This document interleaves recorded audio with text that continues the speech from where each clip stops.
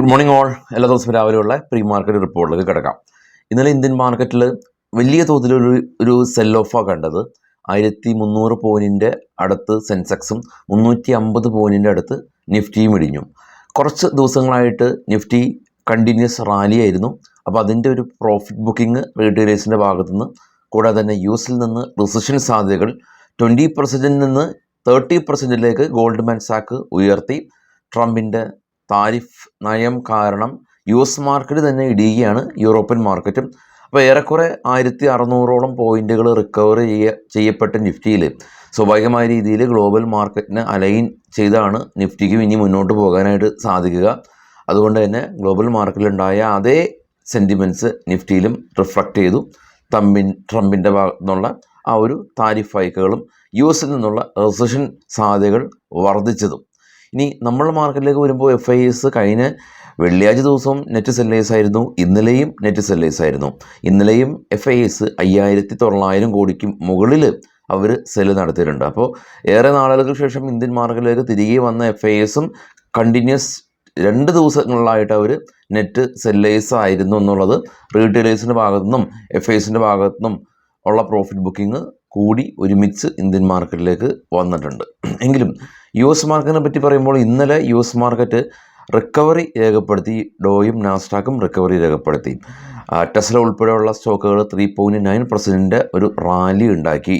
US market നോക്കാം. US market ഏറ്റവും താഴെ കാണാൻ നാസ്ഡാക്ക് 150 പോയിൻറ്റിൻ്റെ റാലി ഉണ്ടാക്കി.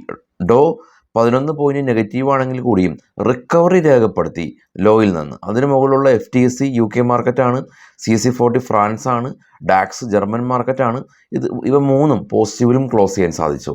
ഏറ്റവും അതിന് മുകളിൽ ജസ്റ്റ് നോക്കി കാണാൻ സാധിക്കും ഇന്ത്യ വിക്സ് ഇന്നലെ ഒരു ദിവസം കൊണ്ട് 8% ഒരു സ്പൈക്ക് ഉണ്ടായി എന്നുള്ളതാണ്. ഏറ്റവും ടോപ്പിൽ നിന്ന് മൂന്നാമത് നോക്കുകയാണെങ്കിൽ ഗോൾഡ് $3132 പെർ ഔൺസ് എന്ന നിലയിലേക്ക് എത്തി നിൽക്കുകയാണ്. അപ്പോൾ ഗോൾഡും അതിശക്തമായിട്ട് തന്നെ മുകളിലേക്ക് പോവുകയാണ്. അപ്പോൾ മാർക്കറ്റിൽ, ഇക്വിറ്റി മാർക്കറ്റിൽ ഒരു വോളറ്റിലിറ്റി ഉണ്ടാകുമ്പോൾ ആളുകൾ നേരെ ഗോൾഡിലേക്ക് ഷിഫ്റ്റ് ചെയ്യുന്ന കാഴ്ചകളാണ് കാണുന്നത്. ഇന്ന് കുറച്ച് സ്റ്റോക്കുകളുടെ വാർത്തകളിലേക്ക് നമുക്ക് പോകാം. ഇതൊരു മാർക്കറ്റിലുള്ള സ്റ്റോക്കുകളെ സംബന്ധിച്ചുള്ള ന്യൂസ് വാർത്തകൾ മാത്രമാണ്. ഇത് ബൈസെൽ റെക്കമെൻഡേഷൻ അല്ല. വാർത്തയിൽ ആദ്യമുള്ളത് ഐഡിയ ആണ്. നമ്മൾ ഇന്നലെ കണ്ട കാര്യമാണ്. ഐഡിയ എന്ന് പറയുന്ന സ്റ്റോക്ക് AGR ഡ്യൂ ഉണ്ടായിരുന്നു. ഏകദേശം 36,000 സംതിങ്, അത്രയോ വലിയ ഹ്യൂജ് എമൗണ്ടാണ്. അപ്പോൾ അതിന് ആ ഒരു AGR ഡ്യൂ ഗവൺമെൻറ് അത് ഷെയറുകളാക്കി മാറ്റും. സ്വാഭാവികമായ രീതിയിൽ ഗവൺമെൻറ്റിന് ഐഡിയയിൽ ഉള്ള അവരുടെ സ്റ്റേക്ക് ഏകദേശം 48% ഉയരും.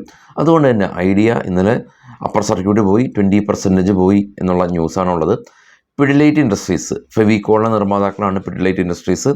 അവർ സുഹന്ത വത്സ് എന്ന് പറയുന്ന പുതിയ മാനേജിംഗ് ഡയറക്ടറിനെ അപ്പോയിൻറ്റ് ചെയ്തു എന്നുള്ള ന്യൂസ് ഉണ്ട്. Shriram finance company, non financial banking company, അവർക്ക് RBI ഈ ശ്രീറാം ഓവർസീസ് ഇൻവെസ്റ്റ്മെൻറ്റിന് പൂർണ്ണമായിട്ടും അക്യൂർ ചെയ്യാൻ RBI അംഗീകാരം കൊടുത്തു എന്നുള്ള ന്യൂസ് ഉണ്ട്. KC ഇൻ്റർനാഷണൽ കമ്പനി 1236 കോടി രൂപയുടെ ഓർഡറുകൾ കിട്ടിയതായിട്ടുള്ള ന്യൂസ് ഉണ്ട്. സെൻസാറ എഞ്ചിനീയറിംഗ് കമ്പനി MFC ആയിട്ടൊരു പുതിയ ബിസിനസ് കോൺട്രാക്റ്റ് സൈൻ ചെയ്തു എന്നുള്ള ന്യൂസ് ഉണ്ട്. ഗ്ലെൻമാർക്ക് ഫാർമ അവരുടെ പുതിയ മെഡിസിന് US ലോഞ്ച് ചെയ്യാൻ പോകുന്നു എന്നുള്ള ന്യൂസ്. സാഗൽ പ്രീപെയ്ഡ് കമ്പനി ട്രൂ കോളർ എന്ന് പറയുന്ന മൊബൈലിലൊക്കെ ഉള്ള ഒരു കോളർ ID, ആ കമ്പനിയായിട്ട് ഒരു പുതിയ ബിസിനസ് കോൺട്രാക്റ്റ് സൈൻ ചെയ്തു. റൈറ്റ്സ് കമ്പനി, അവർക്ക് UPCLൻ്റെ ഭാഗത്തുനിന്ന് ഓർഡറുകൾ ലഭിച്ചു. Coal India coal price increase ചെയ്യുന്നു എന്നുള്ള ന്യൂസ്. സെലക്ട് എനർജി കമ്പനി ഇവരുടെ പ്രൊഡക്ഷൻ കപ്പാസിറ്റി ഉയർത്തുകയാണ് എന്നുള്ള ന്യൂസ്. SGVN കമ്പനി അവരുടെ പുതിയതായിട്ട് അവർ ലോഞ്ച് ചെയ്ത പ്രൊജക്റ്റ് ബിക്കാനഗറിൽ, അപ്പോൾ അതിൻ്റെ ട്രയൽ റൺ കംപ്ലീറ്റ് ചെയ്തിട്ടുണ്ട്. ഇതോട് കൂടിയിട്ട് ഇവരുടെ പ്രൊഡക്ഷൻ കപ്പാസിറ്റി കമ്പനി ഉയർത്തും. വിമാർട്ട് കമ്പനി ഇവരുടെ റവന്യൂ 17% ഉയർന്നു എന്നുള്ള ഒരു വാർത്ത. CSB ബാങ്ക് ബാങ്കിൻ്റെ ടോട്ടൽ അഡ്വാൻസ് 31% ഉയർത്തും എന്നുള്ള വാർത്ത. ഇനിയിപ്പോൾ ഈ മാസം 2-ാം തീയതി നമ്മുടെ ഓട്ടോ സെയിൽസ് റിപ്പോർട്ടുകൾ വരും. അപ്പോൾ അതായിട്ട് ബന്ധപ്പെട്ട് ഈ ഒരാഴ്ച ഓട്ടോ സ്റ്റോക്കുകൾ ഫോക്കസിൽ ഉണ്ടാകും. അതായത് ഏതൊക്കെ സ്റ്റോക്ക് ഓട്ടോ കമ്പനികൾക്കാണ് അവരുടെ വിൽപ്പനയിൽ കൂടുതൽ അല്ലെങ്കിൽ കുറവ് വന്നിട്ടുള്ളതൊക്കെ നമുക്ക് വൈകിട്ടൊക്കെ അത് ഡിസ്കസ് ചെയ്യാം. അപ്പോൾ എല്ലാവർക്കും നല്ലൊരു മാർക്കറ്റ് ദിനം ആശംസിക്കുന്നു. Thank you.